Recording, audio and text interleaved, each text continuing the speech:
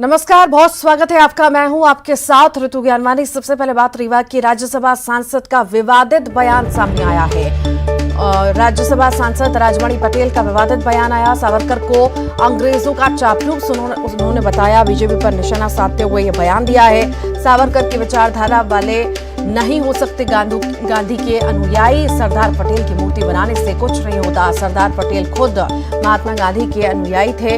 गांधी जब अंग्रेजों के खिलाफ आंदोलन कर रहे थे तब ये विचारधारा के लोग कहाँ थे? ये लोग सावरकर की विचारधारा के साथ अंग्रेजों की चापलूसी कर रहे थे। मीडिया से चर्चा के दौरान राजमणि पटेल ने ये बयान दिया है।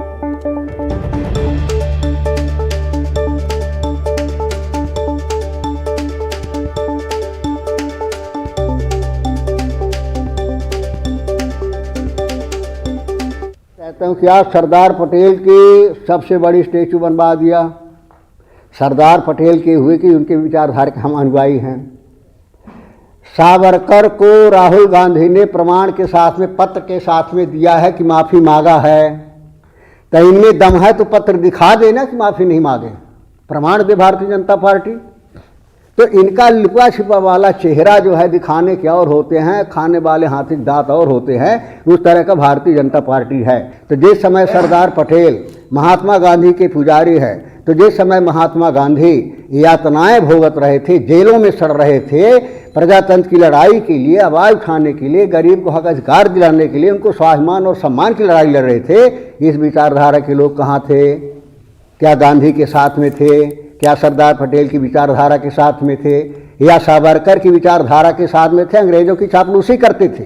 ये तो इतिहास है, जग जाहिर है, आप सब जानते, दुनिया जानती है। तो जब ये कभी उस विचारधारा के साथ में नहीं रहे, हमेशा उस विचारधारा के विरोधी रहे हैं, तो आज नकली माने इस तरह की पैदा कर कहीं फोटो बना देंगे, कहीं जयंती मना लेंगे, कहीं 10,000 लोगों को बुला लेंगे। तो इससे होता है क्या?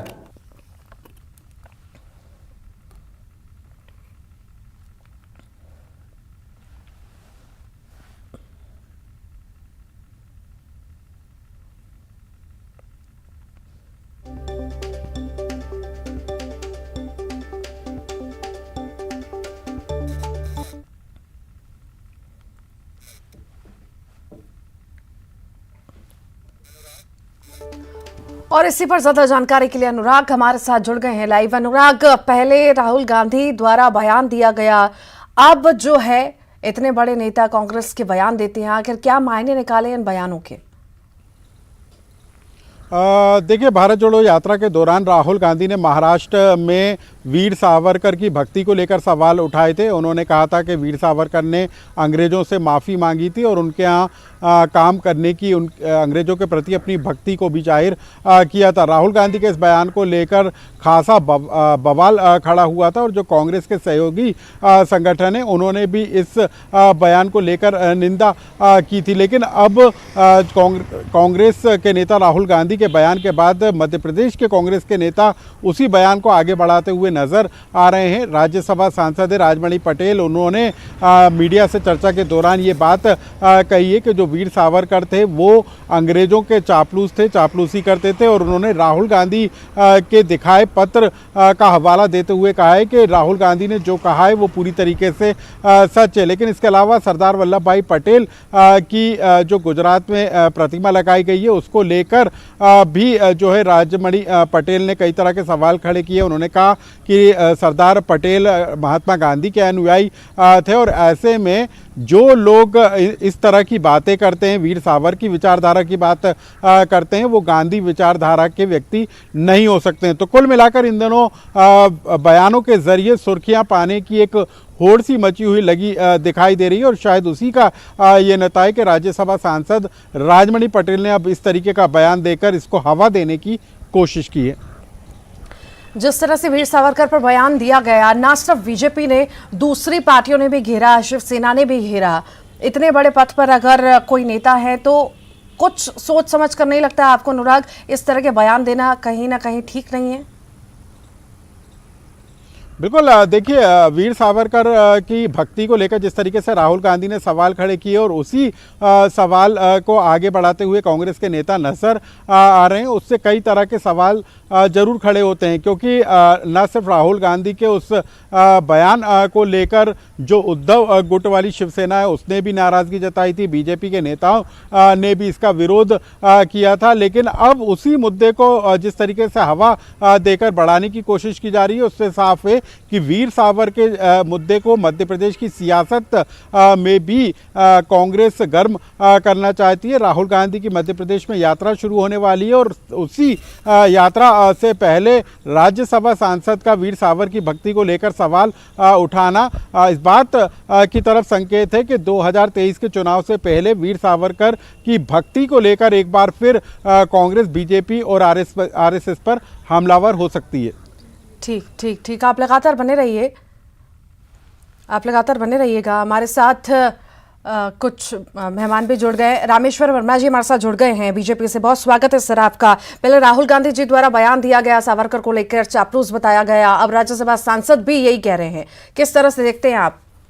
देखिए, कांग्रेस की राजनीतिक हठधर्मिता है और मुस्लिम तुष्टीकरण है। सावरकर जी के बारे में कांग्रेस जो टीका टिप्पणी कर रही है, ये अतीत में भी कांग्रेस अपने पन्ने झांक कर नहीं देख रही। श्रीमती इंदिरा गांधी जी ने भी सावरकर जी पर डाक टिकट जारी किया है। कांग्रेस अपना अतीत नहीं देख पाती है। कांग्रेस शायद इंदिरा गांधी से भी बड़ी हो गई कि आज की कांग्रेस जो है ये विदेशी चापलूसियों की एक जमघट हो गए हैं।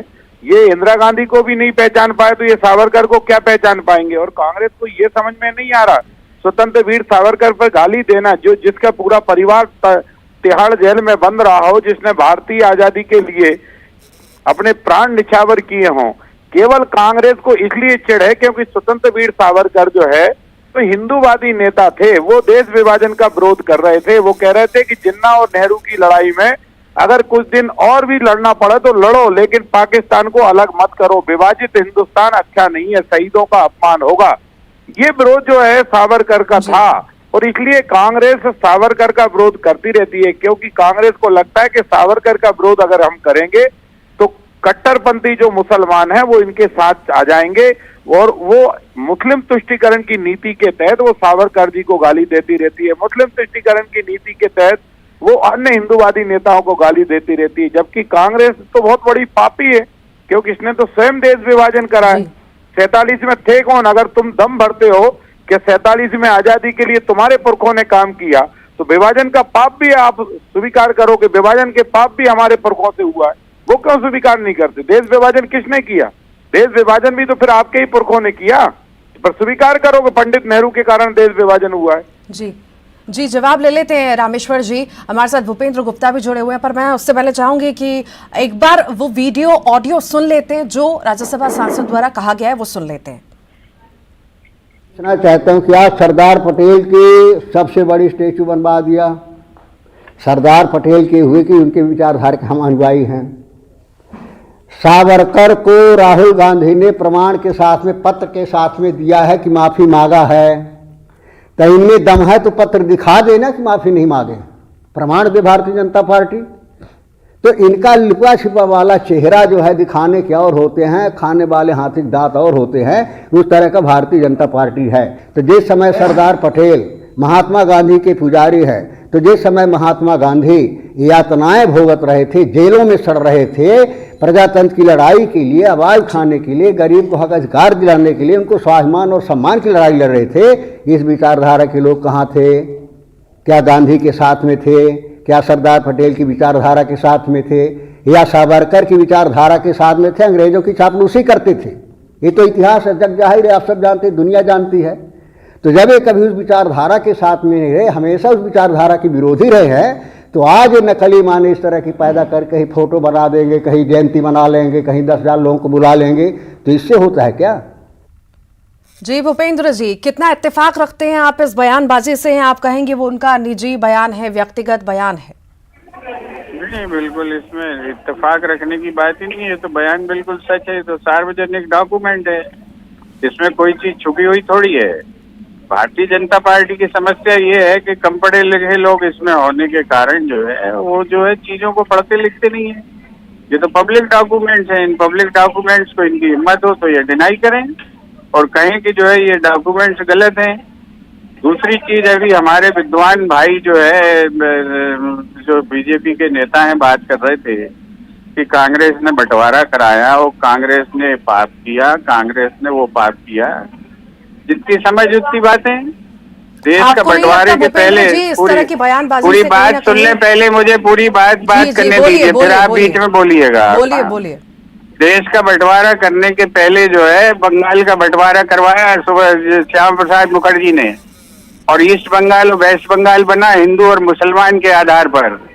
प्रस्ताव पारित किया 1937 में सावरकर ने कि 2 देश होना चाहिए, एक हिंदू राष्ट्र एक मुस्लिम राष्ट्र। और जो है जिन्ना के साथ इन्होंने जो है बंगाल की सरकार में जो है मंत्रिमंडल में शामिल हुए और सिंध प्रांत के मंत्रिमंडल में ये लोग शामिल हुए। देश में 1939 का जो चुनाव हुआ वो इस आधार पर हुआ कि कौन पाकिस्तान जानना चाहता है। हमारे साथ जुड़े, अरे सुनिए, बहुत बहुत शुक्रिया। अनुराग लगातार जुड़े हुए थे। अनुराग, आपका भी बहुत बहुत शुक्रिया। और आइए इस वक्त लाइव तस्वीरें आपको दिखाएंगे। मुख्यमंत्री शिवराज सिंह चौहान धार में मौजूद हैं और बड़ा कार्यक्रम रखा गया है। पेसा एक्ट को लेकर क्या कुछ कह रहे हैं, सुनिए आप। खनिज मतलब रेत भी, खनिज मतलब पत्थर भी, खनिज मतलब गिट्टी भी। मेरी बात सुन रहे हो ना? सब सुना है?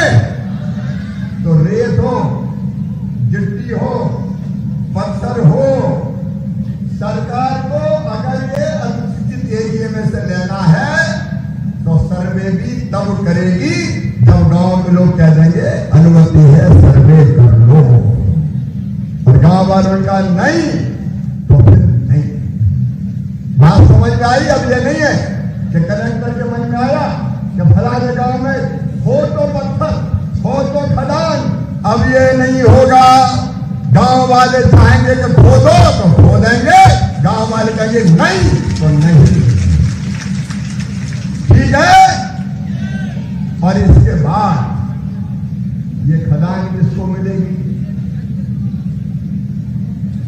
ये खदान कौन को मिलेगी? ये रेत कौन को मिलेगी? पहला अधिकार सुनो मेरे नौजवान बेटे बेटी, तुम भी सुनो। पहला अधिकार होगा आदिवासी सोसाइटी अगर बनाई तो उनका अनुसूचित एरिया में, अनुसूचित एरिया के बाहर में पहला अधिकार आदिवासी सोसाइटी का, दूसरा अधिकार आदिवासी बहन का, और तीसरा अधिकार फिर पुरुष का। और वो मना करे तो फिर कोई और का। बोलो ठीक है कि नहीं? सब बोलो। देखो ये बात कर रहा हूं, ठीक है कि नहीं? हमारे संसाधन हमारे पास रहेंगे। कलेक्टर कमिश्नर सब सुने, भैया नहीं पढ़ाओ तो नहीं पढ़ रहे हैं। अब यही होगा, महाराज अधिकार दर्ज आया है, बाकी और कुछ नहीं होगा। जो लिखा वो होगा। और यहाँ बैठे तुम भी भैया समझ लो, डॉक्टर सुरेश सिंह सोलंकी पढ़ाओ यार सबको, ढंग से पढ़ा दो ताकि कोई हमारे हक इधर उधर ना कर सके। अब दूसरा अधिकार जमीन के बाद, अब और समझो, दूसरा अधिकार है जल का अधिकार, पानी का अधिकार। पानी के अधिकार में पहली चीज भारतीय जनता पार्टी की सरकार ने गांव-गांव में तालाब बनाए हैं। इन तालाबों का पूरा प्रबंधन अब ग्राम सभा करेगी, मतलब गांव वाले करेंगे। ग्राम सभा का मतलब गांव में रहने वाली पूरी जनता को मिला के बनेगी ग्राम सभा। मतलब अगर तालाब में मछली पालना है तो ग्राम सभा तय करेगी। अगर मछली नहीं पालना, सिंगारे लगाना है तो वो भी ग्राम सभा तय करेगी। अब कलेक्टर तय नहीं करेगा, अब मुख्यमंत्री तय नहीं करेगा, गांव की सभा तय करेगी कि हमारे तालाब में मछली पालेंगे कि सिंगारे पालेंगे। और जो आमदनी होगी वो गांव में ही जाएगी, ग्राम सभा के पास। अब बताओ, मछली वहां गांव में पल रही है और पैसा भोपाल में ले जा रहे हैं। बताइए गलत बात है कि नहीं? अरे गलत है कि नहीं? गांव की चीज गांव में रहे। और इसलिए एक अधिकार ये। दूसरा, 100 हेक्टर तक की, 100 एकड़ तक की जो तालाब है, जो 100 तालाबों में सिंचाई की व्यवस्था भी अब सिंचाई विभाग नहीं करेगा, ग्राम सभा करेगी, वो प्रबंध भी गांव की सभा देगी। हर चीज होगा कौन चले? अरे हमारे सिंचाई होगी, हम करेंगे प्रबंध, सरकार करेगी सहयोग, ग्राम पंचायत के द्वारा किया जाएगा। हमारे सरपंच भाई सुन ले, किसी प्रकार की गंदगी, कचरा, सीवेज, प्रदूषण ना हो, यह अधिकार भी आपका है। अब तीसरा अधिकार है जंगल का, इसको जरा ध्यान से सुनना। जंगल में दो तरह की चीजें पैदा होती हैं। एक वनोपज ऐसी होती है जिसमें हर्रा, महेड़ा, आंवला, महुए का फूल, महुए की गुल्ली, करंट का बीज, नीम की निमोली, कई तरह की वनोपज होती है। अभी तक हम वनोपज इकट्ठी करते थे और वनोपज संघ या व्यापारी खरीदता था, रेट भी वो ही तय करते थे। अब सुन लो, अब चलिए आगे बढ़ेंगे और बात करेंगे अब रायपुर की। सीएम भूपेश बघेल ने समीक्षा बैठक ली है और नगरीय प्रशासन और विकास विभाग की समीक्षा बैठक हुई है। समीक्षा बैठक के दौरान अधिकारियों को निर्देश दिए गए अवैध निर्माण की नियमितीकरण में लाएं तेजी और जनता के बीच इसका व्यापक प्रचार प्रसार भी करें। आम लोगों को सीधा लाभ पहुंचाने के लिए कानून लाया गया है। वार्ड स्तर और ग्राम स्तर पर कैंप लगाएं। नगर और ग्राम निवेश विभाग को सीएम ने निर्देश दिए हैं। समय सीमा में कॉलोनियां जो हैं पूरी करें, लेआउट पूरा करें, समय सीमा में पूरा मार्ग करें। अनुमोदन का काम अवैध कॉलोनाइजर के खिलाफ जो है सख्त कार्रवाई करें। अवैध कॉलोनाइजर के खिलाफ दर्ज हो एफआईआर। नया रायपुर सेवाग्राम का निर्माण कार्य भी समय सीमा में पूरा हो। रायपुर एयरपोर्ट पर फ्लाइट की संख्या बढ़ाने की कवायद हो। दूसरे रनवे के लिए राज्य सरकार आरक्षित करेगी भूमि और केंद्र से अनुमति के लिए प्रयास किया जाए। एयरपोर्ट के पास एरोसिटी विकास के लिए प्रक्रिया प्रारंभ करें। सीएम ने नगरीय निकायों के लिए 147 करोड़ रुपए जारी किए हैं। सड़क मरम्मत के लिए 147 करोड़। कलेक्टरों को एजेंसी के चयन का अधिकार भी दिया गया है। शहरों की खराब सड़कों की तुरंत मरम्मत हो। कलेक्टर और निगम आयुक्त स्वयं निर्माण कार्यों का निरीक्षण करें।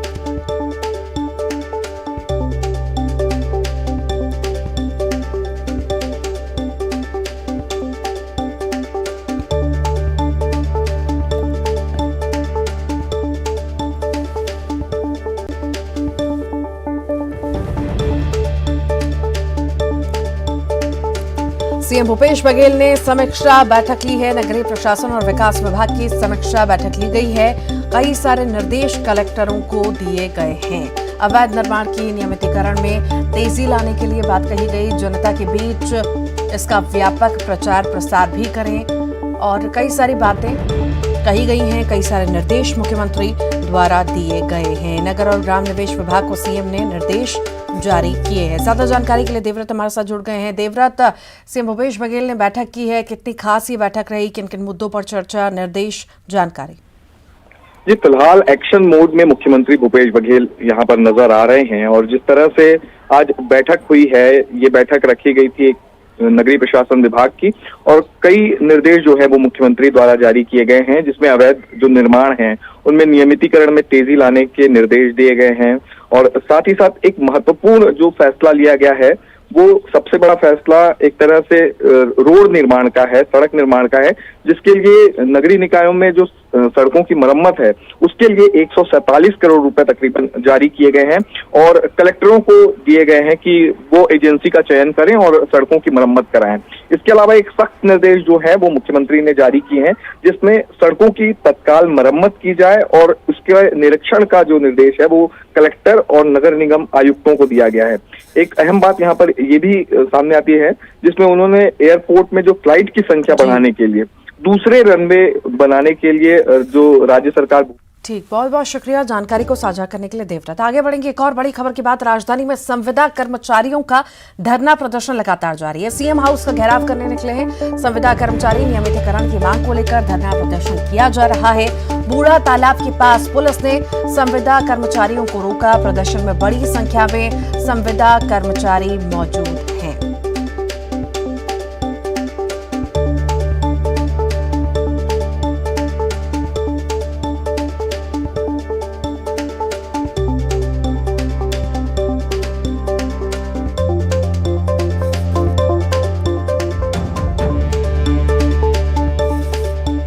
और ज्यादा जानकारी के लिए युगल हमारे साथ जुड़ गए हैं। युगल, संविदा कर्मचारियों का धरना प्रदर्शन देखा जा रहा है, कौन कौन सी मांगे हैं और अभी क्या स्थिति है? देखिए, आज का दिन पूरी तरह से आंदोलन का दिन रहा है। एक तरफ संविदा कर्मचारी हैं, वो आंदोलनरत हैं, अनियमित कर्मचारी हैं, वो भी आंदोलन पर हैं, और इसके अलावा विद्या मितान है। ये सभी जो 3 अलग अलग हैं, सभी का मांग है नियमितीकरण उनकी की जाए। और उन्हीं मांगों को लेकर के आज संविदा जो कर्मचारी थे वो सीएम हाउस घेराव करने हुए निकले थे बूढ़ा तालाब से। इससे पहले उन्होंने मनोकामना पदयात्रा की है और आज बूढ़ा तालाब से एक सभा आयोजित करने के बाद घेराव करने हुए निकले थे। तभी उन्हें जो है बूढ़ा तालाब के पास रोका गया है। पूरे प्रदेश। ठीक, बहुत शुक्रिया। भिलाई से बड़ी खबर की बात करेंगे। प्रियंका हत्याकांड का ये मामला है। पोस्टमार्टम के बाद प्रियंका का शव भिलाई पहुंचा है। अंतिम यात्रा के दौरान लोगों में आक्रोश देखने को मिला। लोगों ने प्रियंका को श्रद्धांजलि दी। रामनगर मुक्तिधाम में अंतिम संस्कार होगा।